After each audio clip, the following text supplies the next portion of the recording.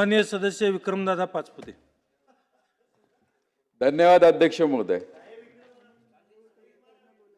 या औचित्याच्या मुद्द्याच्या माध्यमातून मी सभागृहाचं एक सार्वजनिक दृष्ट्या महत्त्वाच्या आणि एक गंभीर विषयाकडे लक्ष वेधू इच्छितो. माझ्या मतदारसंघामध्ये नगर तालुक्यामध्ये रुई छत्तीसी म्हणून एक गाव आहे. हे नॅशनल हायवेवरती असणारं गाव आहे अध्यक्ष महोदय. गेल्या 8 आणि 9 फेब्रुवारीला या गावामधील ग्रामस्थांनी उपोषण केलं होतं, सामूहिक उपोषण केलं होतं. आणि कारण असं होतं की गावामध्ये अवैध धंदे चालू आहेत, ज्याच्यामध्ये मोठ्या प्रमाणावर वेश्या व्यवसाय सुरू आहे. तिथे ऑर्केस्ट्राच्या नावाखाली डान्सबार सुद्धा अध्यक्ष महोदय सुरू आहे. एकीकडे उपोषण चालू होतं आणि उपोषण चालू असताना सुद्धा अध्यक्ष महोदय त्या ठिकाणी हा व्यवसाय सुरू होता.